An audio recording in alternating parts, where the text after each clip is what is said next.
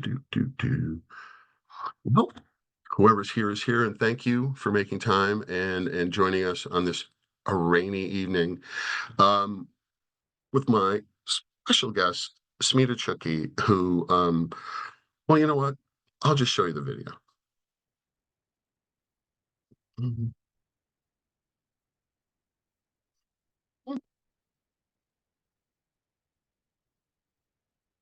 Smita Chutke just wouldn't take no for an answer. She kept emailing me for a year politely, and I finally went to her house to eat doha, which is this simple snack with marvelous flavors and a profound lesson that I didn't know what was going on, and Smita could teach.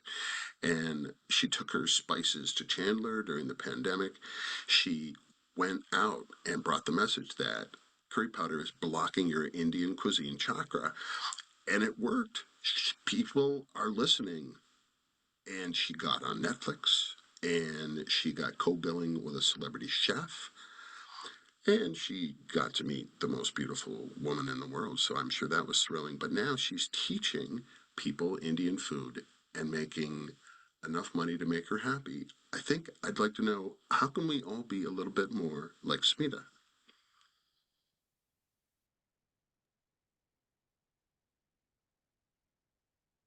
That was very insightful. Thank you so much. Oh, look, when you admire something that someone has done and you've gotten to see them over a decade, right? Oh yeah, I I know. mean, I have asked you so many times to taste my Indian food, traditional Indian food. So yes, so thank you so much. I really appreciate you. Finally, we could meet one day. I think it's a lesson for in polite persistence. Um, uh, Journalists, reporters need stories. So if they know what they're doing, they read their email because they're always looking for somebody who's trying to get a hold of them and say, hey, there's a thing you don't know about yet. So on an average day, I get, well, I still do, but I don't get this many because not as many spammers have found my new email yet. But I used to get 500, 600 emails a day, and you have to go through them if you're conscientious, and you can weed out and block as many as you want of the robots, but real people stand out. And I've always felt that real people who made the effort to get a hold of me deserve a response. Maybe it's not a response they're going to like, but they took time out of their day to try to reach out, and by gum, they deserve to be heard. So I would always respond to Smita, and I couldn't at that point like justify in my head like why would I go out and have a banker cook me some Indian food when I go to Indian restaurants. I was young, I was dumb, I learned a lot, partly through this experience because I was like, if you just go and see people who are passionate enough to talk to you about what they're doing, it turns out more often than not, there is a story there. Maybe it's not the story you expected. And it's always enlightening for me because there's so much I don't know. So thank you for keeping on. And anyone who's in Smita's shoes, who's out there, who's trying to like get a hold of a wider audience through journalists or whatever, just remember that no is for today. There's always tomorrow. And just because a reporter, a journalist, an assignment editor, a producer can't use what you're talking about today doesn't mean that it's not good to keep in monthly contact with them and say, hey, here's what I'm up to now. Because in newsrooms and in decision making ventures like this, priorities change, things fall through. And then somebody is saying, hey, what about that? What about that woman who's good at Indian food? Right. So I would say, hang in there. And I'm going to say, Smita, I only need to tell you one time, maybe you should back it up a little bit. Because I guess you had gotten in the habit of sending me a message every time you put a Facebook post up. And I just sent you a message. It's like, you don't need to do that. That's a bit much. I can see your Facebook. And you did. And we sailed on. And I expressed a boundary. You respected the boundary. And I'm not going to say I'm responsible for what you did, but I decided this is somebody who people should hear from. So that's why you're here. Okay, enough apple polishing. Um, I wanted to ask you a couple things, and you wanted to ask a couple things, and you should go first because you're the one we should be listening to. No, I'm really thankful, Andrew. And just for the people who are listening, this was in 2013 that I first reached out to Andrew, and I was persistent to reach out and kept reaching out, like he was talking about the Facebook. So it was long back. Um, and I really appreciate what Andrew has done for Buffalo and how once he recognized the community and the people, not just what people wanted, what people knew, but also what they didn't know. So he highlighted everybody around the community, everything that was happening in Buffalo. So I really appreciate that, Andrew. And Few people weren't interesting, I would have nothing to write about. And I keep telling people like, thank you so much. I'm like, you did the hard part by being interesting and doing the work. And now it's time for me to do my job. yeah, absolutely. And for the entire Buffalo community, I would like to thank as well, because it was very appreciative and very welcoming for me that they wanted to learn, they wanted to listen. And if they had not understood something, they asked questions. So I was feeling very welcomed, and that's how I grew. I would not have been here if not for the community and for the people who made me who I am today as well. So thank you for all of that. Well, you're welcome. And we've all congratulated each other here, so that's good. But we need to actually tell these people something they didn't know or they won't come back. So I have to ask you the question. We were talking before we started doing this about I mean, there's a term that comes up, and I thought I want to hear what Smita says about this. It's called cultural appropriation. And it comes up when a chef is making somebody else's food or something like that. And I was wondering if I mean, if it's been, how would you define it? And is it an issue? Yes, no? I mean, Yeah, that's a great question. And what I have learned over all these years that in my 21 years in US, I've been learning too about this cultural appropriation word. And it's a very generic term. There is another term called cultural appreciation. So in my mind, anybody is welcome to make anything and cook anything, and it could be from the other culture or whatever their creativity tells them to do. So it's perfectly fine. I think for me it is the respect and the learn and growth mindset. So those are something that kind of like is defined where the boundaries of cultural appropriation meets the cultural appreciation.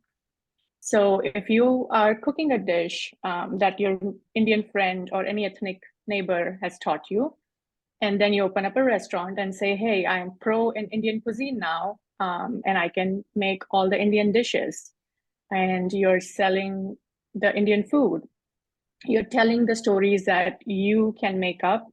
You have not researched anything about it. You don't know much about it. You just know one dish and few things here and there.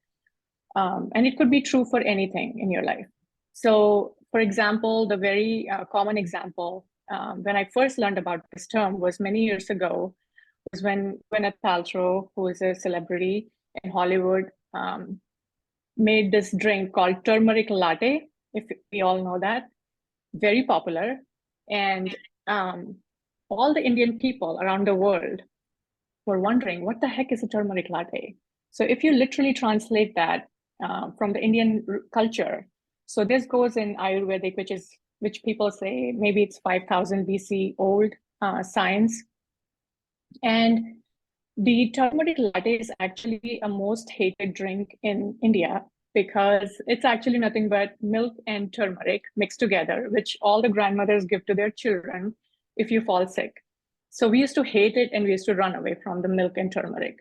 So for somebody like that, and why that I'm calling out is because the way you make actually real turmeric latte or the real turmeric milk, which is supposed to work, is when you take the turmeric root and take the raw cow milk and which is non-homogenized, and you take those two things, grate a little bit turmeric root in the milk, and then you boil it for a certain temperature, and you drink that at a certain time. That's how it works for your cold or for your body. So it's a very ancient Ayurvedic science. And so now every single person is selling turmeric powder. Every single person is selling turmeric latte. All the baristas come up with this turmeric latte, and that's a cultural appropriation where nobody knows the science behind it, why everybody's drinking turmeric milk. We don't know. So all the Indian people around the world were laughing.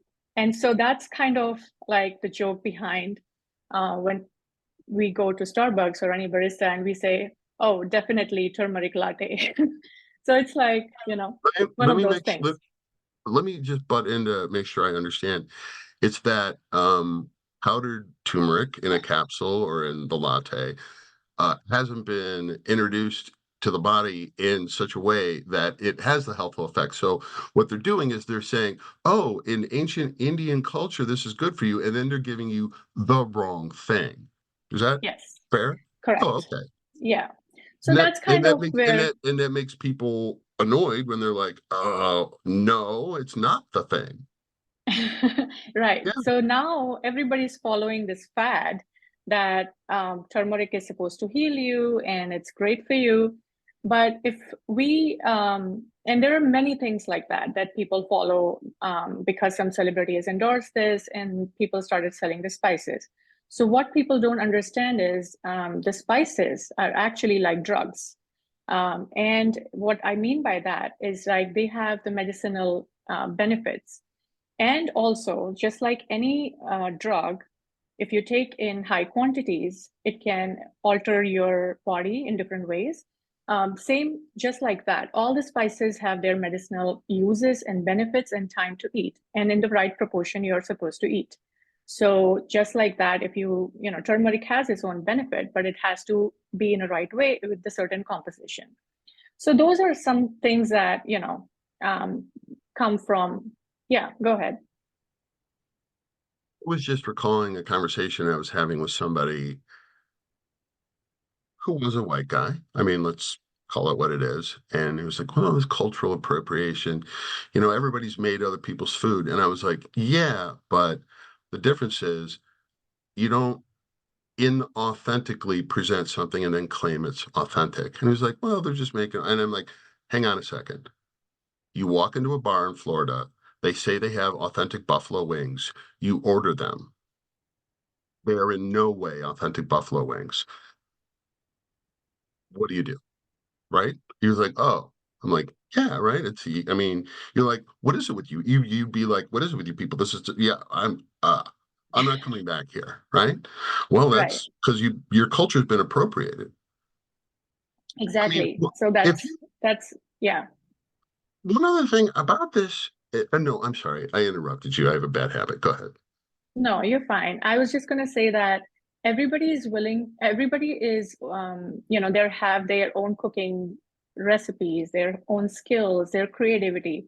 So it's okay to say, I know these ingredients from this culture or from this place, and this is what I made. Even if you make a cultural dish, and you say, yeah, hey, fine, I just made this Indian dish. There's nothing wrong in it. There is nothing that is saying it's culturally appropriated. Like you said, people are selling it without a story, without able to present the facts, without able to know the story. That's something I think it's more like a cultural appropriation. I also have to cop to being a bit of a cultural appropriator myself. Earlier on in my career, before some well-meaning people helped me get my head straight on this by having conversations with me until I understood what I was doing. Some words that you will very rarely see in my writing: authentic, Mm-hmm. right?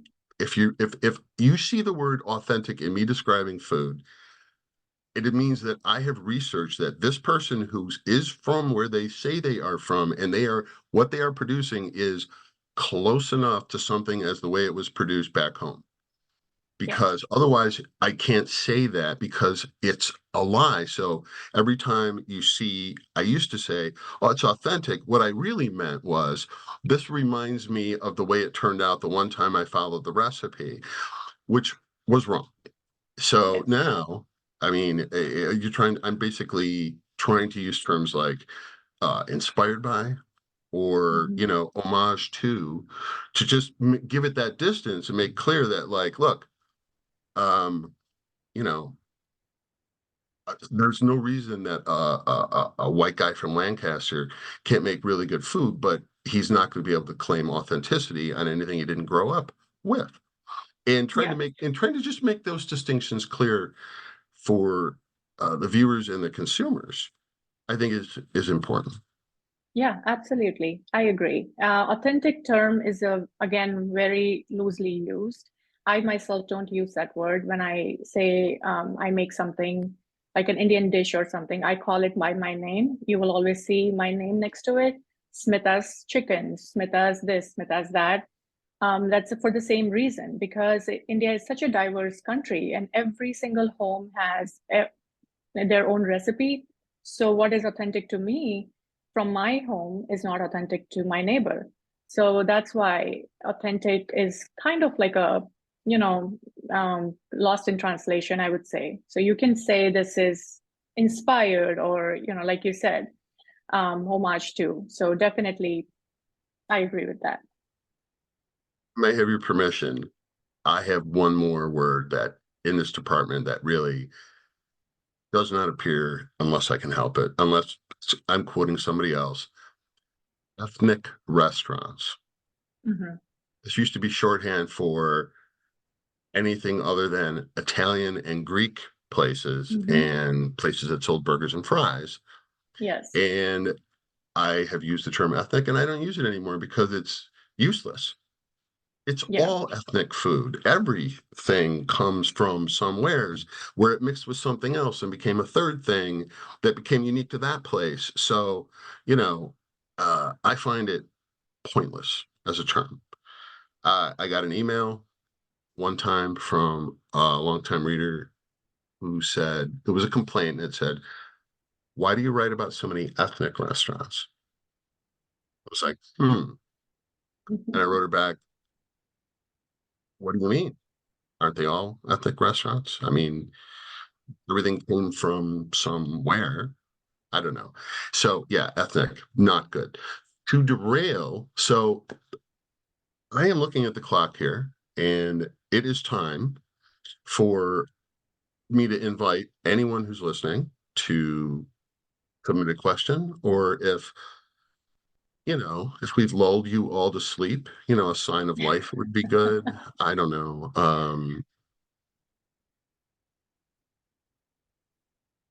Yeah. Well, I've learned enough from teaching that trying to embarrass people into responding is not always the best way to go.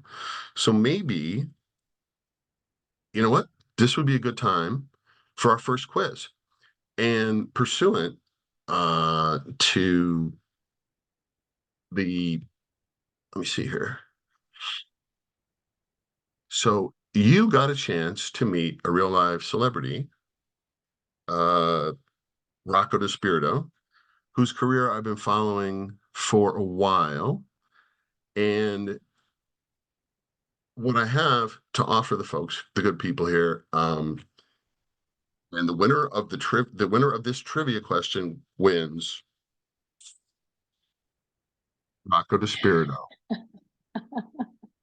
Doing this because it's the background, but it's Rocco's, let's see here, Rocco's Keto Comfort Food Diet. So if you want a keto comfort food diet, man, I didn't know it would do this. This is really cool. Um, Oh, we can see it's a book, actually. it's It looked Rocco's like a Keto sticker. Comfort Diet, and I can guarantee you it is in near mint condition, not overly used.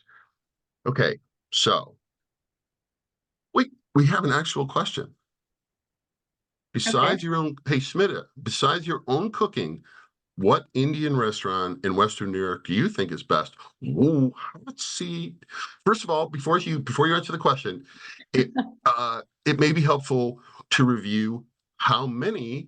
I mean, this question kind of assumes you've eaten in a lot of Indian restaurants. See, I have. You know what? I bet I've eaten in a lot more than you have, because why would you go out to eat Indian food? So it'd be fair to preface whatever your answer is with, like, can we get a number? How many have you eaten in 10 or 5 or 3? Whatever, you still have to answer the question, but a number would be good. So in Buffalo especially, I have eaten maybe handful, maybe three or yeah, I think 3 or 4. And well, I mean, you're in the hot spot of the ones that you have been to. Which one would you like to mention now in front of, the universe and everybody? So I have found that Indian person would not be the best person to tell which Indian restaurant is the best restaurant, which describes very colonial food. But if you offer the Indian person the choice of the restaurants which offers traditional food and something close to their house, like something close to what they grew up eating, then they would be able to answer that question better.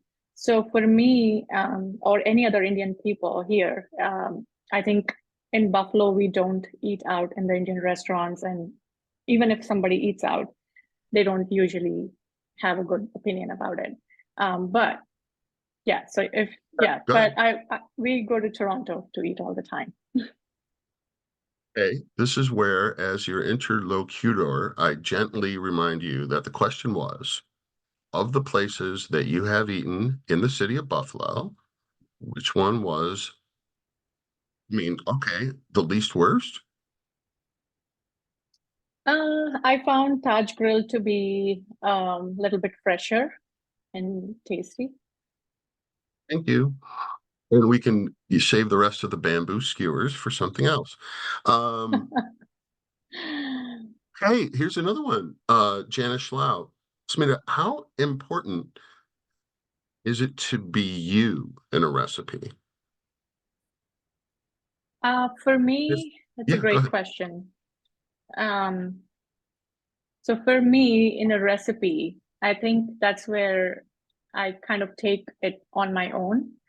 Um, because I definitely cannot create what my grandmothers have created or a dish from the region or um, someplace. So I like to add my flair to it so people can recognize that it's Smita's dish. So something like adding some colors to it, some making the dish pop out with a different kind of spices or adding something different like local or regional ingredients. So that's kind of my take on it. Uh, uh, what are some of your favorite combinations of local vegetables or whatever that people might not think of as, hey, that's Indian food, that you have found to be particularly susceptible to your spice wiles? Hmm. Let me think. Every season I do go to the farms. Like we have very limited option in the winters, but during the summer, I think most of the vegetables that are available here, what we grew up eating as well, especially the greens. There is a variety of greens. I love the greens. Um, Eggplants are my favorite. But anything that you can get here, I have cooked almost everything that is available in the market with the same way I cook any potatoes or cauliflower, like a celeriac or any roots, squash. I just use the Indian spices and make it a savory dish. Thank you. Um, and now, again, it is time for the delayed quiz question. Again, the rules are simple. I say the answer, you type, sorry, I say the answer. I say the question, type the answer into the chat. I don't care if you look it up, because there's just, you're all here, like, who cares, right? And here's the only thing though. It has to be correctly spelled. After suffering greatly and justly so for many typographical errors in my career, this is a rule if you want to win the prize. So here is a question. What television show did Rocco DiSpirito most famous for?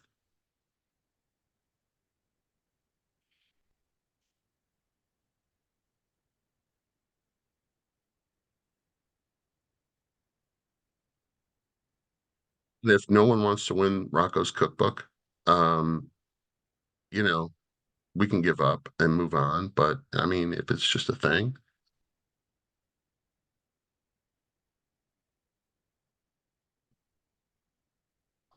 maybe I should have better prizes. Lesson learned. Okay, we're gonna move on. So we will move briskly on at the halfway point, or less if the show ends early, at the half-hour point here. Restaurant, Larry Kerman, everybody, the restaurant. That is correct.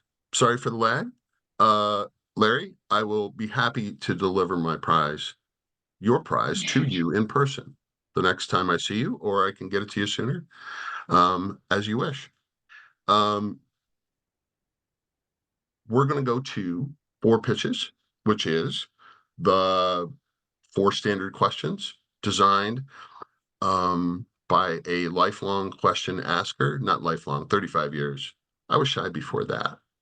To try to elicit some interesting questions and hopefully some interesting conversations. Feel free to play along at home if you wish. First question, Smita. Name one thing you will never, ever eat again and why? Oh. I mean, if you can help it. Look, if it's the last thing on a deserted island, you'll eat it. Of course, we all will. But you know what I'm saying. Uh, I uh, I don't know. I enjoy food, so I don't have a memory of eating something and not liking. Wow. Or Wow. yeah, I don't. Okay. Is it fair to say, follow-up question, that you might be a little bit more cautious than some people? I mean, how Yes. many parts of animals have you eaten? Um, What would you do let's if someone say. offered you, for instance, a lamb eyeball? So I've eaten fish eyeball, not a lamb eyeball, but I have. If this is a safe place to say, Indian in India, where my mother-in-law and like a lot of people in India, they don't waste meat. So we also eat all the parts of the lamb and goat. And they also cook kidneys and liver and testicles and all those fancy parts. Well, you're honoring the animal, in my view. I mean, look, And the brain. Yeah. the So more that you yeah. throw away, that thing died for your nutrition. You might as well, Yeah, so Fair we enough. cook everything. But yeah, I'm not fan of more like meat. So I eat what I can, but I have not grown up on it. So I don't usually eat so much. But yeah, I've had it. There's never been a vegetable, herb, or fruit that you put in your mouth and you're like, oh, I'm not going to do that again. Vegetable, let's see. And if the answer is no, that's Fruit. cool, and we'll move on. Um, no, no, I maybe fruits. I'm not a big fan of the fruits, but yeah. Fair. Hmm. Terrible question. Okay. What do you consider your hometown? My hometown, where my family and friends are, most of the part is New York first, because that's where I live the most. And in India, my mom is there, so I love to go and visit India, definitely for the food and for my mom, but hometown New York. Does your mom live where you grew up? So I grew up everywhere in India because my dad was in Air Force. So I lived I maybe a year or so. will I will stop that part of the interrogation and move on to, so you've somehow been away from Buffalo for 10 years, which you now consider your hometown. You come back to town and you're hungry. What's the first place you go that's not a friend's house or something? And what's the first thing you buy to eat? So the first thing is a street cart in India. Is that what you're asking? The Indian food, or like in India or here in New I York? was saying Buffalo, but we can do India. Oh, oh, okay. Um, You think, it I'm looking for, like the whatever your one my favorite thing that you like. Oh, for me, for the longest time, uh, well, I love longest time. fried food. I lived apart from Buffalo for about 10 years, and every time I returned, I went to Duff's and then to my parents' house. Okay, The so chicken wings. yeah, I love fried food. So definitely a fried chicken. Any wings, those are my favorite things. So that's what I will eat. A good fried chicken sandwich. Right? Um, are you somebody who uh goes out to restaurants 2 or 3 times a month, or do you mostly cook all your meals at home? No, both. Um, I don't go out, but I mostly try to cook at home. But if I want to eat something out, so maybe we'll just do once a week or something. So I was just testing to see if this next question was also useless. Um, what's your favorite restaurant within a 60-minute drive of Buffalo City Hall? I like Daitando a lot. Okay. Dotondo, third generation restaurant owners took the Dotondo's Tavern, famous for parm and built beer, I guess. And no, I shouldn't say that. It was always a lovely place. But it was a darker place, and they opened it up, and now they're doing lights out. It's so simple, Yeah. right? Yes. Okay. Um, I have to say, just stop in a minute. Dotondo is one of the few places where sometimes the way he's cooking, I get just one of the appetizers, just like a little $8, $10 thing. And I see an ingredient the way I've never seen it before. Like when I say see it, like understand it. Like they turn me on to the glory of like little fishies, little sardine type fishies in a way I just Hmm. never understood before. By doing this end sour dish, which is these little fishies and vinegar and onions, and I don't know, but all of a sudden the fishiness was fun and not gross anymore. Yeah. Okay, so now I'm talking about food, not instead of you. Okay, maybe this will be fun. And Janice, we're going to take that right after this next question. Um, do you have a favorite U.S. junk food? You know what I mean by junk food, right? Something with no redeeming values. It requires no refrigeration. It's the same on the gas station shelf as it was 6 months ago. But it has its, also has some upside. Oh, yes, why not? Does it have to be only at the gas station? No, no, no, Or no.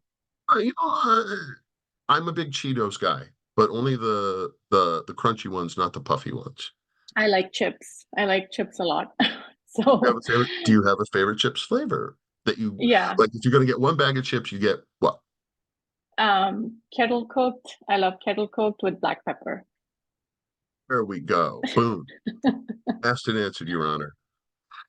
Um, I think that is what we have for the questions. Thank you. Smita, Janice asks, who is Janice, who is quite a chef in her own right. I'm not sure if you're familiar. Yes. Okay. Yes, I am. She's amazing. And one day we may deserve those pierogies again. Uh, what do you see the future for you in Indian cooking? I guess just the Uh, where do you go from here, Smita question. Ooh. yeah.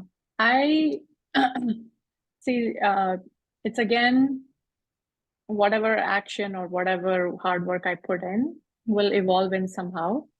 Um, I wouldn't say like 5 years from now, I'm not that kind of person who talks about 5 years from now. But and the way I wanted to see the future of Indian cuisine is to have like Andrew said, not an ethnic title or anything like that, and not separated from Italian and French cuisine in fine dining space. So my consistent effort is always to make sure that all these different cultural foods get the same level of respect as the fine dining food, what Italian food or French food has. Ask the question of when will an Indian restaurant ever deserve a Michelin star? That has been specifically answered, but that's that kind of thing. I have a question for you. So you have a full-time job in banking, and you do this whole Smita's cookery thing on the side, but it does something for you. It allows you to express yourself with your food in a way that is meaningful to you, and you help educate people and you make other people's lives better because you can turn them on to this stuff. That's your basic rap. I've heard that. So I guess my question for you is, if there are other people that you could talk to who like, how can you figure out how to do that alongside a full-time job? And I don't mean to pry, but I've heard you might have children. Yes, I do. I have How two many? boys. Okay. Um, so how'd you do it, Smita? Yeah, great question. And everybody asks me that. So I think it's all about the priorities. And we all have that time, right? We need 8 hours of sleep, but we all have the time in a day where you have your job and then you have some time to do things for yourself. Some people choose different activities. So if you can carve out 1 hour whenever in a week and see what you really like, if you are passionate about something, you may not know you're passionate about something, but if something is pulling you towards it, and if you like to work on it consistently, so that takes you somewhere. So that's how I started, being consistent. And when you're consistent and when the results show and when people are asking questions and paying attention to you, so you will automatically need to put in more than 1 hour, and that's how you kind of grow from there.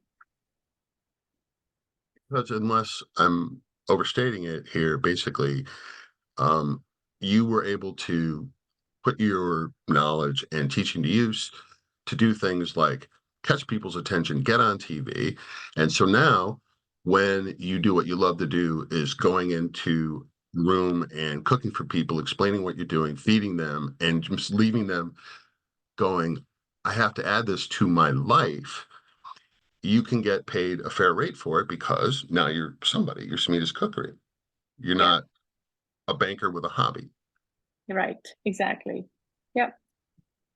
Well, it is definitely a neat trick, but do you have like a next phase for this, or you just like where it is? Yeah, I think um, I like where it is right now, and it has gained, Buffalo community recognizes Indian food for, like, the food community especially, they recognize what it is.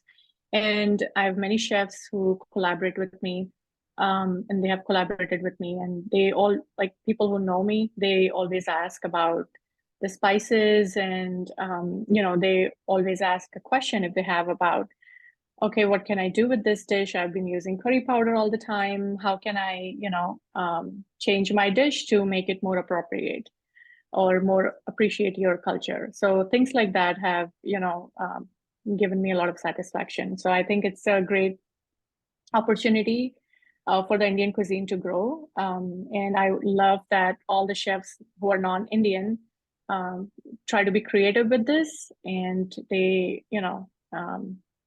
want to include it in their own menu. So I really appreciate that. One great thing about you as a teacher is that, boy, you do not yell at people, which is very nice. Dave has a question.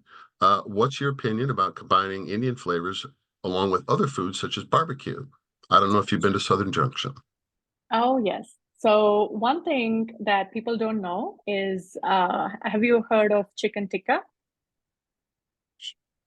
Okay. Chicken tikka So is chicken that's been tanduried, right? It's been roasted, and then it gets used in other preparations often. yeah, so Fair? barbecue is a huge thing in India as well, in North Indian cuisine. And we Tikka means nothing but to grill. So um, basically, it was a British dish, which people think it's an Indian dish. Um, but the point is that tikka means to grill, and in North India, and the way the cooking was has evolved from before the LPG gas or the gas pipelines were there in people's homes. Was everybody was cooking, even my grandmothers were cooking in the on the earthen pots, meaning they would dig a hole in their backyard and they would cook in the backyard in the mud. And so This is we fuel. all, yeah. What would they use? What would they use as fuel? So they would, so this is very funny, but if you know why, so they would use the coal and everything, but the main fuel, if you know that cow dung, which is very pure, and it is the fuel grade of that is equivalent to the LPG gas. So it is considered most hydrated fuel. So they would collect early morning the dried cow dung cakes, and it's not only great for the fuel, but also it purifies the entrances of your home and everything. So which people don't know about again. So, and that's one of the reasons why Indian people like think cow as like a whole, and they worship that because every part is useful. So now that I know you can actually cook dinner over cow poop, I'm looking at cows in a much more positive way myself. I actually did not know that. So Yeah. this is So this see this is the reason that Smita is the kind of people I want to talk to in front of other people, because I am learning things all the time. Um, um, eh, I'm sorry, I don't mean to interrupt you. No, I was saying the barbecue question. So barbecue is again like a very big thing in India, and we do use the Indian spices. The spices that I have a line for it, it's meat spice, and that's the big thing. So we always grill in big parties. If we have a family gathering, we always do that in our backyard. Let me ask you a detailed question. So grilling is one thing. What characterizes American barbecue is, which is spin-offs of other countries. It came from Haiti and other places. I'm not saying it was invented here, but what's popular here is long, slow cooking Yes. of the Yes. gnarlier, cheapier Correct. pieces for a long time with smoke, Yes. So and yeah. until it basically melts and falls apart. Yes, absolutely. So I should have mentioned that too. So those are the earthen pots that I was mentioning. Like you can, I've seen the barbecue, like you put the meat, everything inside the ground, and then you cook it very slowly for many hours, right? So That's in many parts of India, we do that too as well. And that's where the Southern Junction is why, like, he's also Indian, and he has combined that Texan technique, Texan barbecue technique, with the Indian flavors and spices. So in India, not people now, we don't do it as often, but in ancient times or in farms and places like countryside, people still cook that way. Now I want to go to India and get barbecue. Um, there's no other questions in the lineup right now, so it is time for the second exciting. I know you're waiting, but first, before the question, I have to tell you, what's he going to win, Jimmy? Let's see here if I can do this. I will show you. Okay. Uh, uh, uh,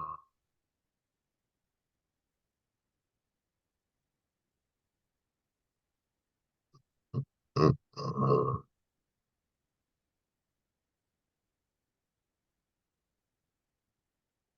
I don't know why my computer hates What were you me. doing? I am trying to get it to play the thing. Okay. The first thing is try not to panic. That's very important. Uh, uh, uh, Optimize for video clip, but where is the video clip? the only reason I'm putting you through all this repeatedly is because this clip is worth trying a couple. There we go. So,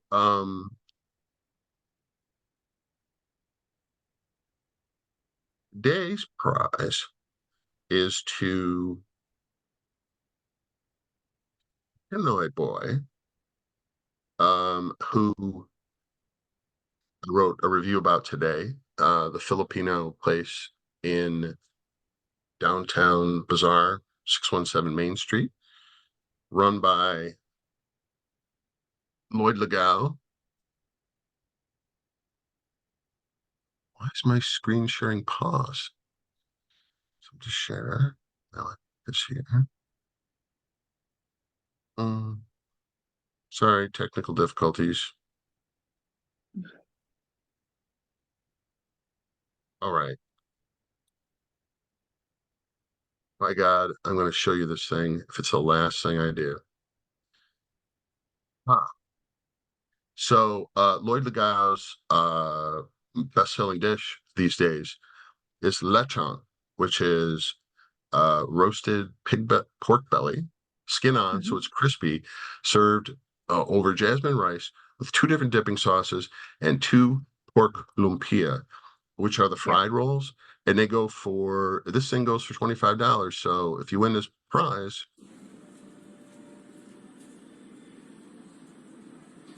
yeah, you can get some pig. So, all right. I'm sorry that was so painful, but at least there was a payoff in the end. So the question is, um, mm, mm, mm. Lloyd Legao worked for 2 main restaurants before opening his own restaurant. Name either one of them in the chat.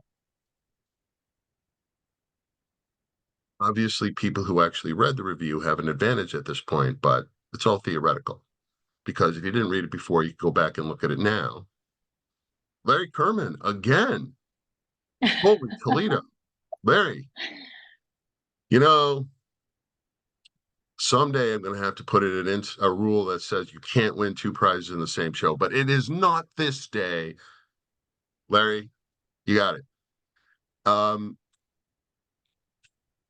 so, Smita, I'm a person who it was hard to reach, but you got a hold of me.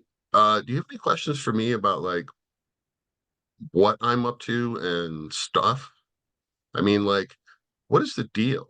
I mean, I'm asking you all these questions. I'm just wondering, and I'm trying to put you on the spot, but if you had any questions for me that, you could. Yeah. So what is what is your I mean, what are you, how are you planning to reach to people outside the Buffalo? And what are your plans? Do you have any plans to also cover other places and more broader, um, you know, As like in restaurants sort of what or, am I going to do with 4 bites? yeah, My idea is to center in Buffalo, but include anything else that's interesting that I can get my hands on. People can look forward to coverage of Toronto. When I say coverage, I don't mean, you shouldn't use the term coverage. That's the wrong term. I'm going to do stories from Toronto about great things there, but in no way pretend to cover that whole thing because I have people there. I know Karen Liu, who is the uh, basically the street food reporter for the Toronto Star. I can ask him questions and I can find out where to get X, Y, and Z way faster than going to Yelp. I'm going to be writing about restaurants in Ithaca, Binghamton, Rochester. I'm going to write a piece about where you should eat that I went with my girlfriend, Jen Regan, in Puerto Rico. yeah, So basically, it's going to be Buffalo Bay. Like basically, the people who are paying the bills need to get regular Buffalo centric within an hour's drive, more or less, every week. So, but there's going to be various excursions. If I can get reservations to Pearl Morset, Jen and I will go again. okay. Uh, Sorry, that's an answer to your question. There's places in New York City. Florina Altschiller, who is a defense Okay. attorney and town council candidate in Orchard Park, took us to an Uzbeki place in Sheepshead Bay in a quiet part of Manhattan. And all I can say is, I just want that food again, you know? So be writing about that kind of thing. Because Okay. Yeah, wherever I find places definitely. that freak me out, I'm like, holy cow, people should know about this. Why are there seats empty in this place? Right. Yeah, absolutely. I also wanted to ask people question. I don't know, did you put that in the chat? I I had it. didn't, but everybody, Smita has questions for, she said, can I ask the audience questions? Of course. Do you have that up? I put your links in the chat, but I did not put your questions. Okay. You could probably ask them now. Yeah, so I Should have wanted done that, to, and I failed to do that, and that's on my list of things to fix next week. Sorry, Smita. I failed no you. worries. No worries, you're fine. So I wanted to ask people, what is okay, so I did you change? Okay, I think you changed something here.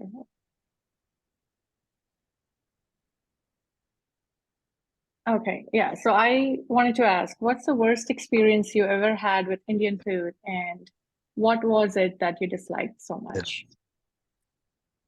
Never had bad. Is she asking him or us? No. Um, So this no. is for the Smita people. is asking everyone except me, that Uh, is you people here, like what's the worst experience you have had with Indian food? Like, if you can name the dish, and what was it specifically that you found unpleasant or unlikable? Is that fair, Smita? Yes.